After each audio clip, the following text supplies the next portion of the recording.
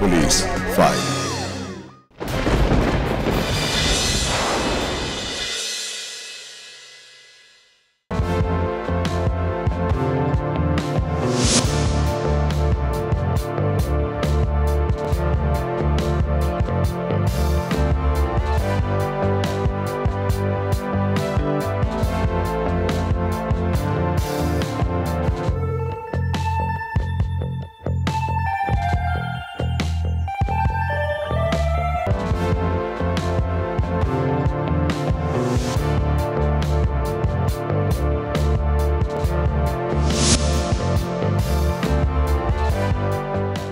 অপরাধ দিয়ে অপরাধ ঢাকার চেষ্টা ধীরে ধীরে মানুষের মধ্যে অপরাধ করার প্রবণতাকে জাগিয়ে তোলে। এক অপরাধকে আড়াল করতে গিয়ে নতুন অপরাধ সৃষ্টি হয়, আর এই প্রক্রিয়া ততক্ষণ চলতে থাকে যতক্ষণ না পর্যন্ত আইন অপরাধের পথ রোধ করে দাঁড়ায়। কিন্তু ততক্ষণে ঘটে যায় অনেক বড় অঘটন, হয়ে যায় অনেক ক্ষতি। আর এক সাধারণ ব্যক্তি যে ছোটখাটো কোনো অপরাধ ঢাকতে অন্য অপরাধের সাহায্য নিয়েছিল, সে ধীরে ধীরে পরিণত হয় এক বড় ক্রিমিনালে। আজকের পুলিশ পালসের এই পর্বে আমরা আপনাদেরকে দেখাবো 2021 সালের 7ই ডিসেম্বর ঘটে যাওয়া বাঁশদ্রোণী থানা এলাকার সোনালী পার্কের ঘটনা।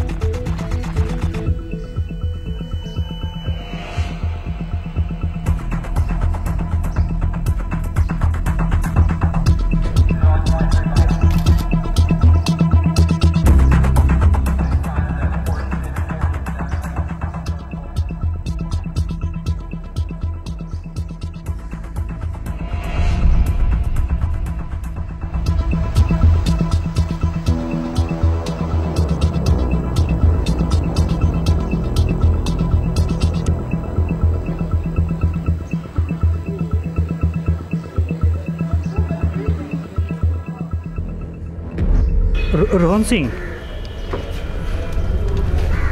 আপনাকে একবার আমাদের সঙ্গে থানায় যেতে হবে। মৃত আপনার নিজের দাদা? হ্যাঁ স্যার। খুনটা কে করতে পারে? সন্দেহ হয় কাউকে?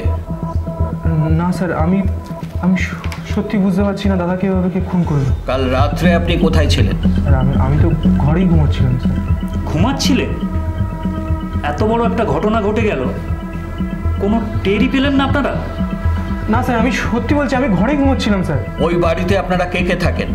স্যার আমি, প্রিয়াঙ্কা আমার বউ, আর আমার ছেলে দাদা বৌদি। সবাই একসঙ্গে থাকতেন? না, আমরা একতলায় আর দাদা দোতলায়। বৌদি কোথায়? বৌদি ছট পুজোর দেশের বাড়ি গেছে। খবর দেওয়া হয়েছে তাকে? হ্যাঁ স্যার। কাল সন্ধ্যে থেকে আপনি বাড়িতে ছিলেন? না স্যার, মানে আমাদের একটা নিমন্ত্রণ বাড়ি ছিল, আমি, প্রিয়াঙ্কা, বিট্টু আমার ছেলে, ওখানেই গেছিলাম স্যার। কখন বাড়ি ফিরেছিলেন? স্যার 10টা, 10:30। রাজেশ তখন বাড়িতে ছিল? না স্যার, তখন দাদা বাড়ি ফেরেনি। কটা বাড়ি ঢুকেছিল রাজেশ? স্যার সেটা তো বলতে পারবো না, আমি তো ঘুমিয়ে পড়েছিলাম স্যার। আপনি ঘটনাটা কখন জানতে পারলেন? স্যার ভোরে।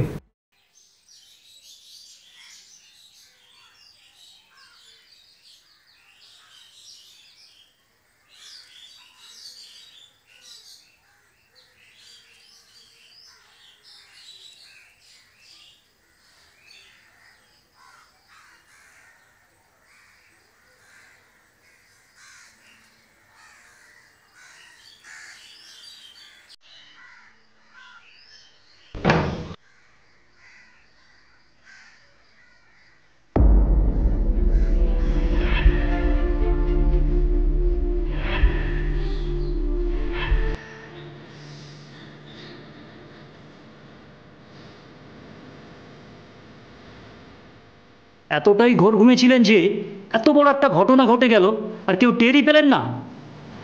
এটা আমার বিশ্বাস হয় না। স্যার স্যার বিশ্বাস করুন স্যার, আমি একটা কথা মিথ্যে বলছি না স্যার, আমি সত্যি জানি না স্যার। ঠিক আছে, আমাদের পারমিশন ছাড়া আপনি কলকাতার বাইরে যাবেন। এখন আসুন।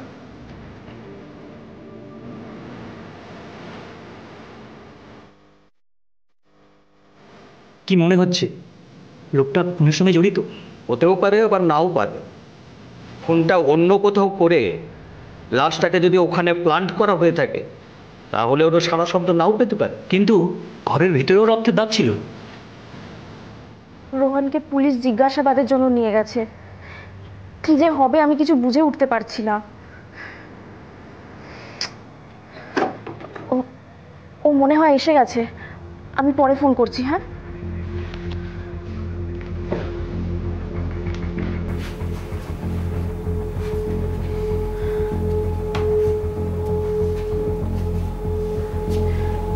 পুলিশ কি বললো? কি হলো? পুলিশ কি বললো? পুলিশ দাদার খুনি হিসেবে আমাকে সন্দেহ করছে। কি বলছো? ওরা আমাকে কলকাতার বাইরে যেতে মানা করেছে।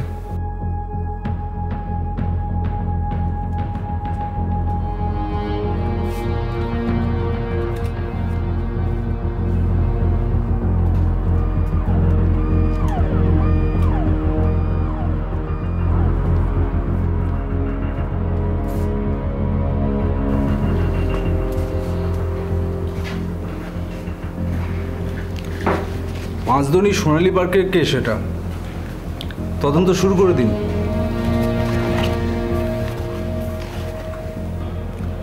হেড অফিস কলিং, হোমিসাইড আসছে। বেসিক গ্রাউন্ড ওয়ার্কটা করে রাখছি। ফরেন্সিক চলে গেছে? হ্যাঁ স্যার। ওকে। কতদিন কাজ করা হচ্ছে রাজেশ সিং এর কাছে? বছর 5 হবে স্যার। লোকটা কেমন? স্যার ওর পার্সোনাল লাইফ সম্পর্কে তেমন জানি না, কিন্তু স্যার কাজের ক্ষেত্রে কখনো পেমেন্ট নিয়ে কোনো সমস্যা দেখিনি। এমনি আমি যতটুকু জানি স্যার মানুষ হিসেবে ভালোই ছিল। ব্যবসায়িক ক্ষেত্রে কি কারোর সাথে কোনো শত্রুতা ছিল? কে যে কখন কাকে শত্রু বানিয়ে বসে আছে সেটা হয়তো ওরাও টের পায় না। এই প্লটটা কিন্তু আমার।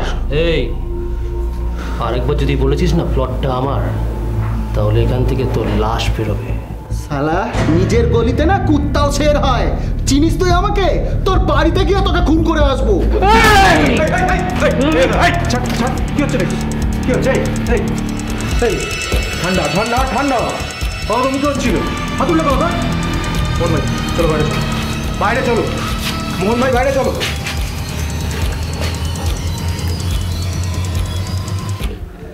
বরং বাড়িতে যতক্ষণ নেই ততক্ষণ শান্তি। বাড়িতে এলে ফোনে সারাক্ষণ বক বক বক বক, আমার কান ঝালাপালা করে দিল। ইট বালি সিমেন্ট ফ্ল্যাট প্লট এসবের বাইরে যে বাড়ির মধ্যে একটা জলজান্ত মেয়ে মানুষ ঘুরে বেড়াচ্ছে, ওসব ওনার চোখে পড়ে না। দিদি তুমি একটা কাজ করো, তুমি না ওর লেবার হয়ে যাও, অন্তত ওই মানুষগুলোর চোখে পড়ে। কিন্তু লাভ কি হবে? আমি খাটবো, আমাকে টাকা দেবে, আদর তো আর দেবে না। আরে অন্তত টাকাটা তো পাবে। সংসারে খেটে কি পাচ্ছ? না পাচ্ছ টাকা, না পাচ্ছ আদর। দেখ না এবার দেশের বাড়ি ওই ছট পূজার জন্য যাই আর ফেরার নাম নেব। বাবা, আজ একেবারে দুই মূর্তি একসাথে গ্যারেজ হয়েছে। উপরে যাবে না কেন? কোনো আদর আছে? কোনো অর্ডার আছে? বলছি একটু চা হবে না? কেন হবে না? আদেশ হলেই হবে। তুমি বসো দাদা, চা আমার করা আছে, দিচ্ছি। এই শোনো না, বলছি আমার একটু চা দাও না। হ্যাঁ হ্যাঁ দিচ্ছি। তোমার চা হজম হয়? হ্যালো। কেন? না মানে চায়ের বদলে চুন জল সিমেন্ট জল এগুলোও তো ট্রাই করতে পারো। তুই আবার কি কথা?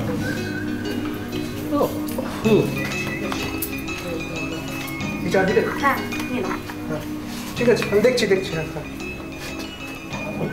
কার ফোন রে? মোহনের? হুম। আজকাল ভালোই ফোনে কথা বলছিস মোহনের সঙ্গে, হ্যাঁ? কি বলছিস আমি বুঝতে পারছি না। কুকুরের বাচ্চাটার সাথে যখন আমার এত শত্রুতা, তোর এত কিসের পিড়ি তোর সাথে? আরে বাবা, ব্যবসায় এত মাথা গরম করলে হয় না। এই আমাকে ব্যবসা বোঝাতে আসিস না, হ্যাঁ? ব্যবসাটা আমার।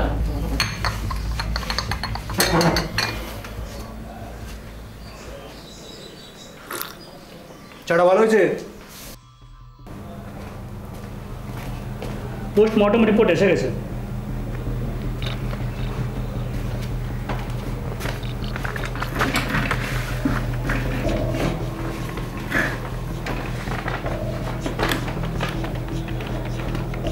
বাড়ির সামনে এইভাবে একটা লোককে খুন করা হলো, অথচ কেউ কোনো শব্দই পেল না। বাড়ির ভেতরেও কিন্তু রক্তের ছাপ পাওয়া গেছে স্যার। সম্ভবত এই খুনের পেছনে রাজেশেরই বাড়ির লোকজনের হাত আছে। রাজেশের বাড়ির লোকজনের কল রেকর্ড এসে গেছে? খুনের দিন রাজেশের নম্বরে যতগুলো কল ঢুকেছে বেশিরভাগটাই ওর ব্যবসা সংক্রান্ত। রোহনের ফোনে 2টো কল ঢুকেছিল ওর ওয়াইফ প্রিয়াঙ্কা সিংয়ের, একটা 11:35 AM আর আরেকটা বিকেল 5:55 PM। বাদবাকিগুলো সব ব্যবসা সংক্রান্ত। তবে একটা রহস্যের গন্ধ পাওয়া গেছে স্যার প্রিয়াঙ্কা সিংয়ের কল ডিটেলসে। কীরকম? খুনের দিন সকাল 9:12 থেকে রাত্রি 10:02 পর্যন্ত রাজকুমার চৌবে নামে একজনের সঙ্গে প্রিয়াঙ্কার 8 বার কল হয়েছে। আর রাজকুমারের মোবাইলের টাওয়ার লোকেশন ওই ঘটনাস্থলের আশপাশেই ছিল sir. Present location? At present phone তো সুইচ অফ আছে স্যার, কিন্তু লাস্ট কল লোকেশন ওর বিহারের ছাপড়া জেলা। এই দাদা, আমি প্লটটা দেখে নিয়েছি, তুই উকিলকে একবার সাইড প্ল্যানটা দেখি কাজটা শুরু করে দে। উকিলের সঙ্গে এখনো কথা বলিসনি? এইটা করে নিচ্ছি। হ্যালো, বল। রাজেশ দা, তুমি যে একটা ফাঁকা ফ্ল্যাটের কথা বলছিলে না সেদিনকে আমাকে, হ্যাঁ, তো সেই ফাঁকা ফ্ল্যাটটার জন্য আজকে সকালে একজন কাস্টমার আমাকে ফোন করেছিল। রোহনের কাছে চাবি আছে তো ফ্ল্যাটের, আচ্ছা, নিয়ে গিয়ে ডিলটা ফাইনাল করে দে। আচ্ছা ঠিক আছে, ঠিক আছে, কোনো অসুবিধা নেই। ঠিক আছে। এই দাদা, হ্যাঁ, উকিলের সাথে কথা হয়ে গেছে, বলছে যদি সব ঠিকঠাক থাকে তাহলে 4 দিনের মধ্যে কিন্তু রেজিস্ট্রি হয়ে যাবে। ফাইন, ঠিক আছে, আমি তাহলে উঠলাম। আচ্ছা, দেখে নে। হ্যাঁ, রাতে দেখা হচ্ছে সবার সঙ্গে। ঠিক আছে, চল বেরোলাম আমি। হ্যাঁ হ্যাঁ। এসব কিন্তু ঠিক না রাজেশ দা। বৌদি ঘরে নেই বলে বৌদির ঘরে আমরা এই সমস্ত পাপ কাজ করছি। কি রে, এ তো শেষ হয়ে গেল তো। শেষ হয়ে গেল। শেষ হয়ে গেছে? কি হবে? নিচে গিয়ে বল। এই জানা, তুই তো জানিস আমাদের ড্রয়িং রুমে আমার ড্রয়ারে আছে, নিয়ে চলে যা। যা যা, দেরি করিস না। কি বলছিস? হ্যাঁ, ওই কাজের ব্যাপারটা ওটা একবার কথা বলে নে।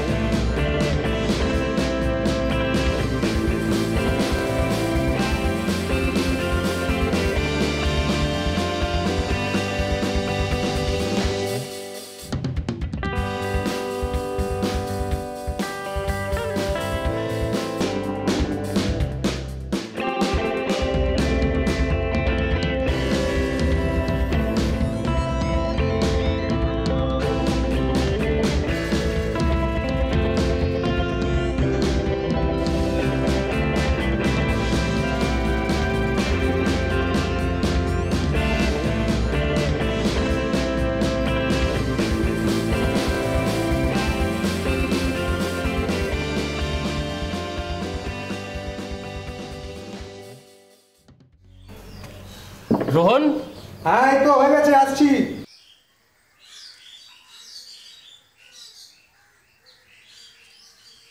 দাদা তোমাকে চা দিই? না না, আমি উপর থেকে খেয়েই এসেছি। এই কাল বাড়ি যাইনি? আরে না না, কালকে ইয়ারে লোড হয়েছিল, সাহস করে আমি আর পাঠাইনি ওকে, এখানেই শুতে বললাম।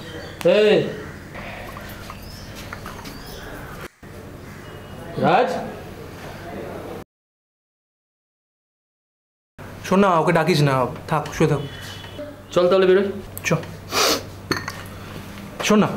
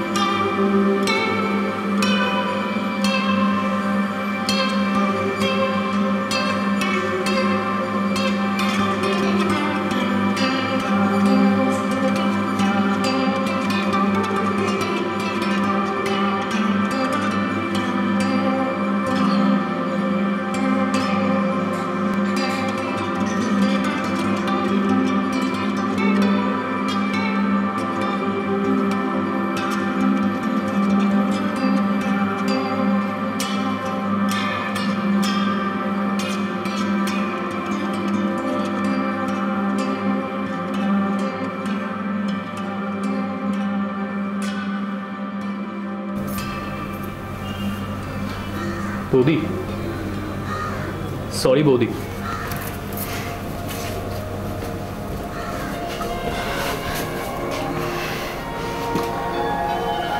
আমার উপর রাগ করেছো বৌদি? আসলে কালকে রাতে এত বেশি খেয়ে ফেলেছিলাম না যে নিজের ঠিক হোশটা ছিল না। এতটাই তাহলে খাও কেন যেখানে তোমার হোশ থাকে না? বৌদি, আমি ঠিক ততটাই খাই যতটা খেলে আমি আমার নিজের হোশ ধরে রাখতে পারি। ও, তার মানে কালকে রাত্রে তুমি যা যা কিছু করেছো সব সজ্ঞানে করেছো? বৌদি, তুমি আমাকে যা শাস্তি দেবে দাও, কিন্তু তোমাকে আমি একটা কথা বলতে চাই। আমি সত্যি তোমাকে ভালোবেসে ফেলেছি। কাল রাতে নিজেকে সামলাতে পারছিলাম না আমি। যা শাস্তি দেওয়ার তুমি দাও। শাস্তি তোমাকে আমি না, শাস্তি তোমাকে তোমার বন্ধু দেবে। কে? রোহনদা? রোহনদা আমাকে শাস্তি দেবে না, কারণ তুমি তো রোহনদাকে কিছু বলোইনি। যদি কিছু বলার হতো কালকে রাতেই তুমি রোহনদাকে সব কিছু বলে দিতে। কাল রাতে কিন্তু তুমিও পুরোটা ঘুমের ঘরে ছিলে না বৌদি। একটা সময়ের পর তুমি তো বুঝতেই পেরেছিলে যে আমি রোহন নই, তাও তো তুমি আমাকে অ্যালাউ করেছিলে। শরত, জানিও না আমাকে। বৌদি,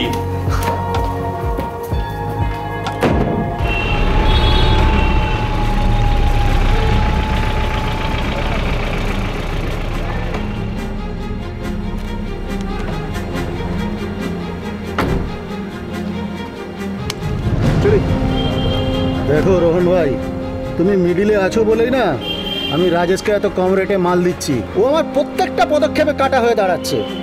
যেদিন আমি কাটা তোলার মুডে চলে আসবো না, ওর ব্যবসা করা বন্ধ হয়ে যাবে। আরে মোহন ভাই, এত মাথা গরম করছো কেন? ভাববে মালটা তুমি আমায় দিচ্ছ ব্যাস। আরে রোহন ভাই, তুমি আলাদা করে ব্যবসা করছো না কেন? আমি কথা দিচ্ছি, আমি তোমাকে হেল্প করব। ঠিক আছে, টাটা।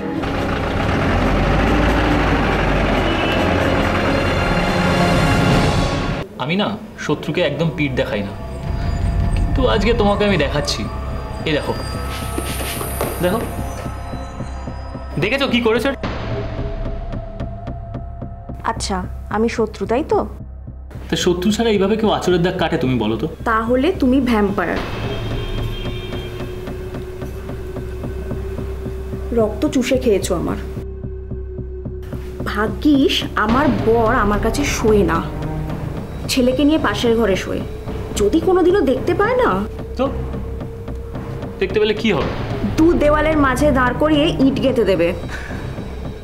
আচ্ছা, তুমি আমাকে একটা কথা বলো তো, তোমার বর কি তোমাকে আনারকলি হবে? দু দেওয়ালের মাঝে আমি নয়, তুমি হবে। প্রিয়াঙ্কা, আমার যা, পরে ফোন করছি। হ্যাঁ দিদি, এই যে এসো দিদি। এই দেখো, এইটা কিনলাম। কেমন হয়েছে? খুব সুন্দর হয়েছে, পরে দেখো। কত নিল গো? আম খাওয়া আমার কাজ, দাম বুঝবে মালিক।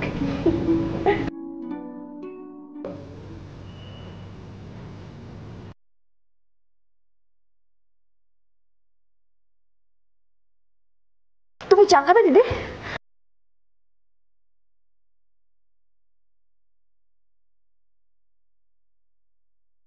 হ্যাঁ, না না না না, বলুন। বুঝেছি। হ্যাঁ হ্যাঁ,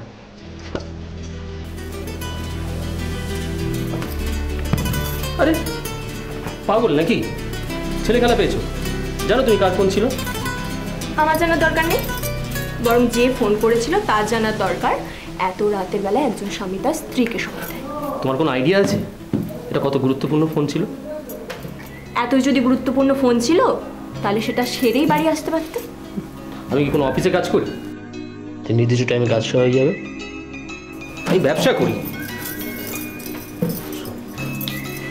ব্যবসাটা শুধু তুমি একা করো না, সাথে তোমার ভাইও করে। সে তো দিব্যি তার স্ত্রীকে সময় দিতে পারে। তুমি কি করে জানলে রোহন তার বুকে রাতে কি করে না করে? আমি চিহ্ন দেখেছি, লাভ বাইটের চিহ্ন এইখানে।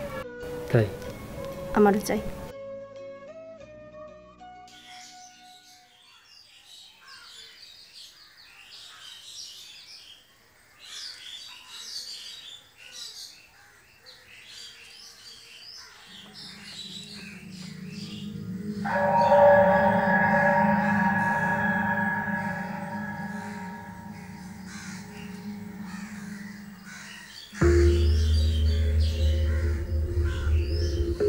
রোহন ওঠেনি?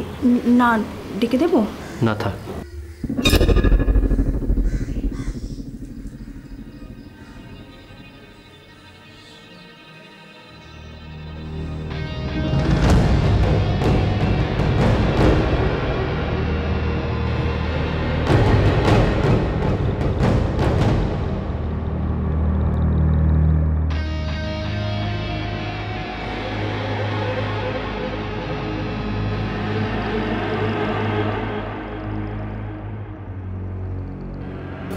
সাড়ে 11টায় বিট্টুর স্কুল বাস আসবে, টাইমটা খেয়াল রেখো। আমাদের কাছে তো 8 ঘন্টা সময় আছে, তো টেনশন কেন করছো?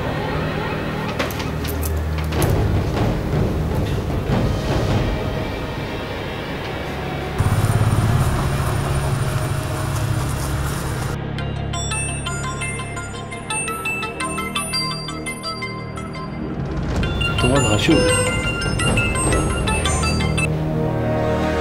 হ্যাঁ রাজিস, তুই কোথায় রে? এই তো দাদা বাড়িতে। জোর বাঁচালি, তোর এদিকটা এসেছিলাম, খুব জোরে বাথরুম পেয়ে গেছে, দরজাটা খুলে রাখ, আমি ঢুকছি। সর্বনাশ! কি হয়েছে? রে রাজেশ দা আসছে। মানে? আমার এখানে রাজেশ দা আসছে।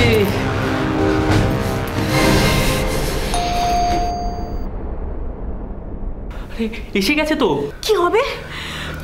দাঁড়াও, তুমি ওখানে লোকাও। চলো চলো চলো চলো চলো চলো।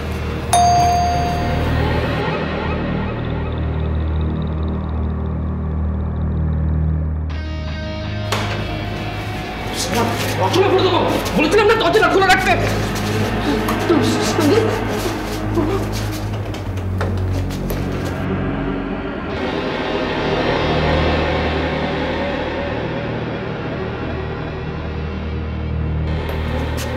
এই সিগারেট সিগারেট সিগারেট তাহলে একটা সিগারেট নিয়ে না বসলে না ঠিক ক্লিয়ার হয় না, বুঝলি তো?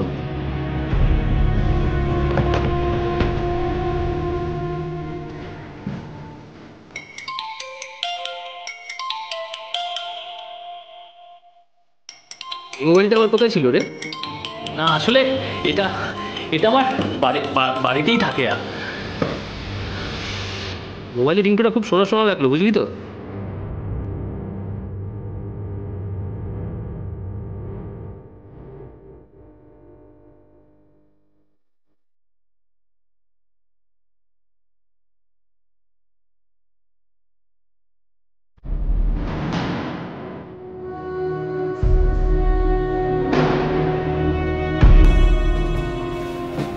দেখ তাড়াতাড়ি। বাহ, তোর রুমে ভ্যানিটি ব্যাগ, কি ব্যাপার রে?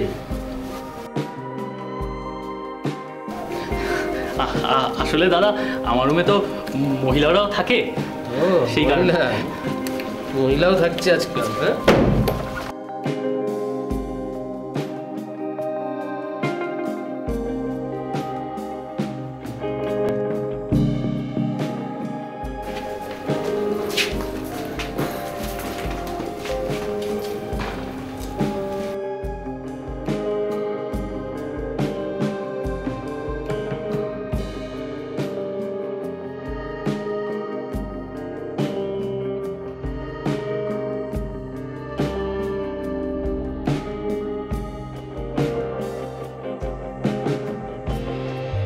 হ্যাঁ দিদি বলুন।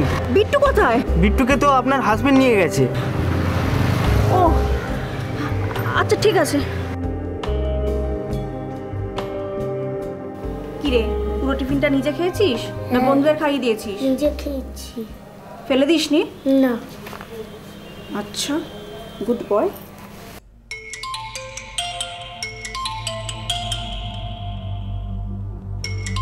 তুমি রুমে গিয়ে চেঞ্জ করে নাও।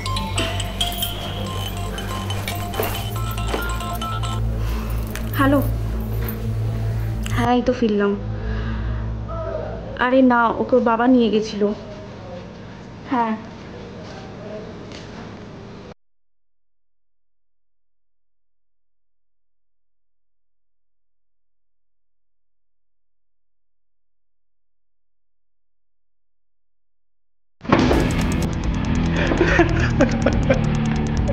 স্যার আমি রাজেশকে খুন করেছি। কেন?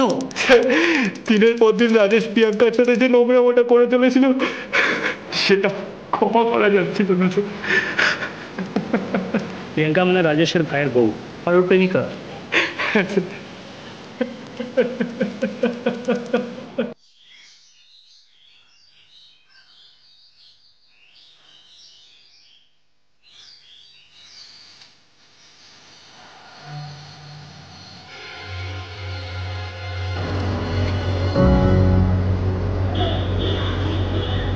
আচ্ছা রোহন কি বেরিয়ে গেছে? তুমি খেয়াল করেছো? হ্যাঁ, আমি পুজোর ফুল কিনে যখন ফিরছিলাম তখন দেখলাম ও বেরোলো। এই রাজ বলে ছেলেটা কি প্রায় রোহনের ঘরে আসে? হ্যাঁ, মাঝেই তো দেখি নিচে বাইক দাঁড়িয়ে থাকে। এখন বাইক রেখে কে কোথায় আসছে না আসছে এত খবর কে রাখে? আচ্ছা তুমি বেরোবে না? কেন? পুজোয় বসবো। তা আমার বেরোনোর সঙ্গে তোমার পুজোর বসার কী সম্পর্ক?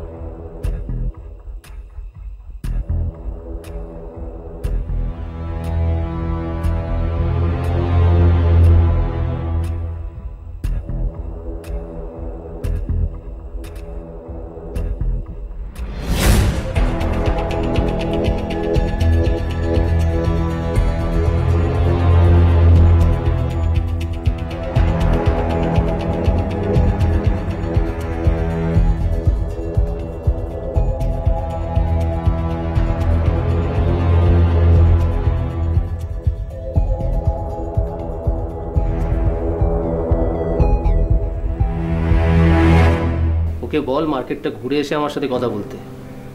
আমি যা রেট দিচ্ছি মার্কেটে আর কেউ দিতে পারবে না।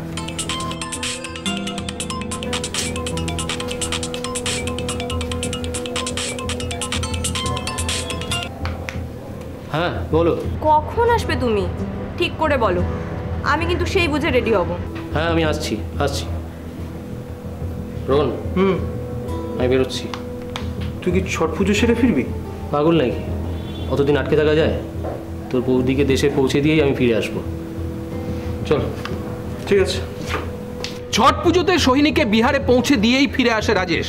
তবে তার ফিরে আসার তাড়াটা শুধুমাত্র ব্যবসার জন্য ছিল এমনটা নয়, একটা খারাপ উদ্দেশ্য কিছুদিন ধরেই তাকে অস্থির করে তুলেছিল।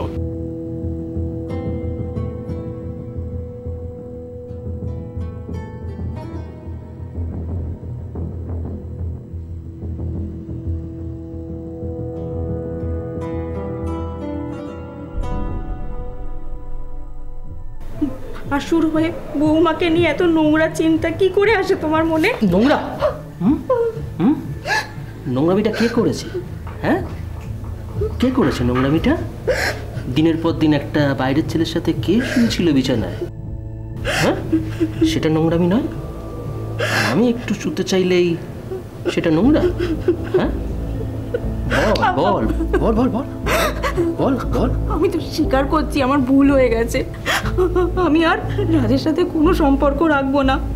তুমি তুমি প্লিজ ওই ভিডিওটা ডিলিট করে দাও। ভুল স্বীকার করলে যদি সব পাপের প্রায়শ্চিত্ত হয়ে যেত তাহলে আর নরক তৈরি হয়েছে কেন? হ্যাঁ, নরক তৈরি হয়েছে কেন? চল, নরক তৈরি হয়েছে কেন? না না না, আমার আরেকটু সময় লাগবে। আর কতদিন এই কথাটা শুনবো আমি? আর কতদিন? আর 2 দিন আমাকে দাও, আমি একটু মন থেকে তৈরি হয়ে যাই। মনে থাকবে? এরপরে কিন্তু আর একটা কথাও শুনবো না, হ্যাঁ? নইলে এই ভিডিওটা সরাসরি রোহনের মোবাইলে চলে যাবে। না না, তাহলে যেন মনে থাকে, নইলে না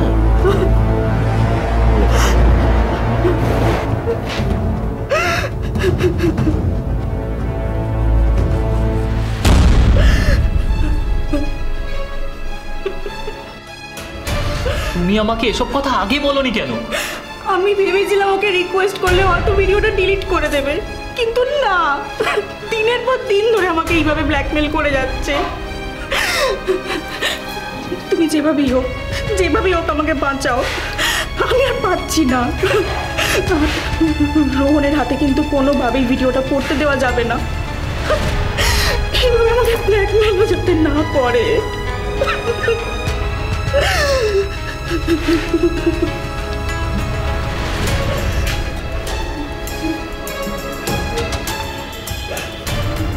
ওকে মরতে হবে। আমরা যে বিপদের মধ্যে পড়েছি না, এই বিপদের থেকে বেরোনোর একমাত্র উপায় এটা।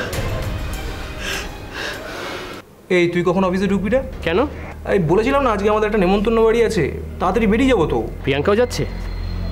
মানে আমি বলতে চাইছি প্রিয়াঙ্কা বিট্টু ওরাও যাচ্ছে? হ্যাঁ সবাই যাচ্ছি তো, রাতে ফিরবো আমরা। ও ঠিক আছে, আমি অফিসে ঢুকছি।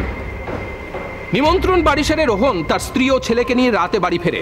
রাজেশ তখনও বাড়িতে ফেরেনি। এই রাতটা আর 5টা রাতের মতন ছিল না প্রিয়াঙ্কা ও রাজের কাছে, কারণ এই রাতেই তারা রাজেশকে খুন করার প্ল্যান করেছিল। পুলিশের অনুমান প্রিয়াঙ্কা সম্ভবত ঘুমের ওষুধ খাইয়েছিল রোহন ও তাদের ছেলেকে।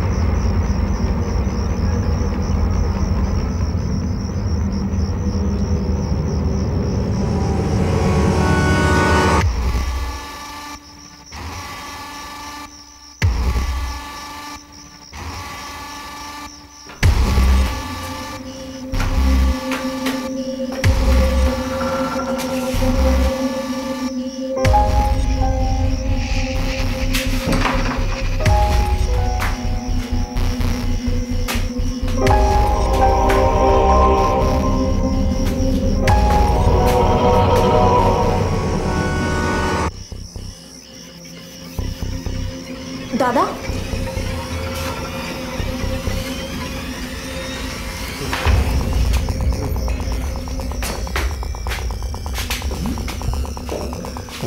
ঘরে নেই?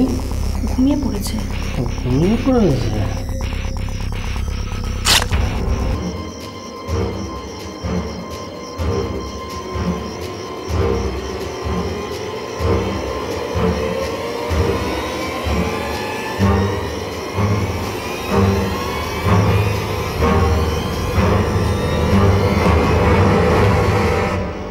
ঘটনা গত মঙ্গলবারের বাঁশদ্রোণীর এই বাড়ির দরজার সামনেই মুখ থুবড়ে পড়েছিল পেশায় ঠিকাদার বছর 43-এর মুকেশ সাউয়ের দেহ।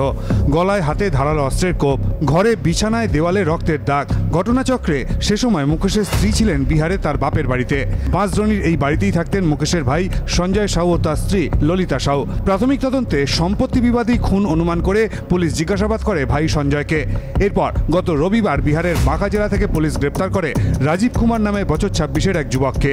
রাজদীপ ও প্রিয়াঙ্কা দুজনেই স্বীকার করেছে খুনের কথা, তবে স্ত্রীর প্রেমিকের সাথে হাত মিলিয়ে রোহনের নিজের দাদাকেও খুনের সম্ভাবনা খতিয়ে দেখছে পুলিশ। অপরাধ দিয়ে কখনো অপরাধ ঢাকার চেষ্টা করা উচিত নয়, কারণ এই চেষ্টায় একটা ছোট অপরাধের অপরাধীও অনেক বড় অঘটন ঘটাতে পারে। আজ এই পর্যন্তই। পরবর্তী পর্বে ফিরে আসবে এরকমই কোনো সত্য ঘটনার চিত্ররূপ নিয়ে। ততক্ষণ সুস্থ থাকুন, সতর্ক থাকুন, সাবধানে থাকুন।